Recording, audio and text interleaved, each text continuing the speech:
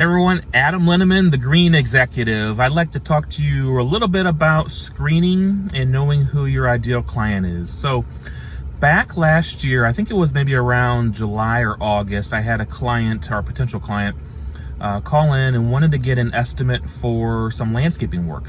So we set the time for sometime in the afternoon. I don't remember exactly what time it was, but I was up there a few minutes early and the client never showed up.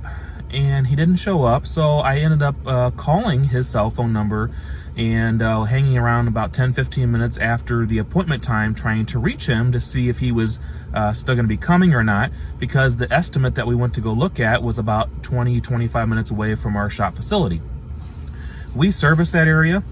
Typically when we do jobs that are of any distance away, obviously we're charging for our logistics time and for our drive time in the estimate as we bid those jobs. But this potential client never showed up for their estimate. But finally I reached him and we were able to kind of take a look at the yard together. He was able to kind of pinpoint out some of the things that he wanted done in the landscaping job over FaceTime. So that was kind of like our last resort of how we could try to connect. Obviously, I wasn't very happy that he didn't show up to his appointment that he had with us. I felt like that he was not making our time very valuable as it is. But you know what? I'm already up there. Let's see if we can make this work through some FaceTime. He can kind of explain what he's looking for, and I'll go ahead and provide an estimate. So, long story short is we provided the estimate. A few days later, we call and we email back and forth, and he's thinking about trying to do some of the work himself.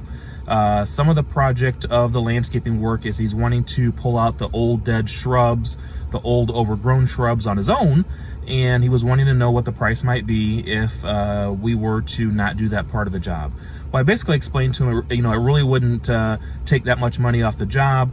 Getting those bushes out and whatnot with a skid steer is going to be actually pretty quick. Yeah, there'll be some debris disposal that we would be able to not have to charge him, but really that's not how we want to do the job. We actually want to do the job in the entirety. So haven't heard any more from the gentleman except for this morning. So this morning, I get an email out of the blue from him, and he emails and says, hey, I did some of the work myself. Would you be wanting to come up and take a look at the job again and provide a new quote? And I simply replied back to him, I'd be happy to come up again to give you a quote, but this time, if you want a consultation, we're going to charge you $100. And immediately after we sent that email, 5 minutes later, we got a response back that said, thank you, but no thank you, and stay safe. So the moral of the story is screen your clients as best as you can. If they seem like they're a good client, you go ahead and meet up with them, give them the proposal, and they don't do the work, but they email you back or call you back, weeks, months or so later, and they want you to come back in and give them a proposal again. Just make sure that you know that your time is very, very valuable, and make sure that you don't fall into the same trap that you may have fallen into the first time, and definitely make sure you charge some consultation time to possibly meet up with the client again. In our instances, we only told him that we would charge him $100 to come back up and give him a quote again. I was happy to go ahead and credit that amount back towards his invoice if we actually got the job.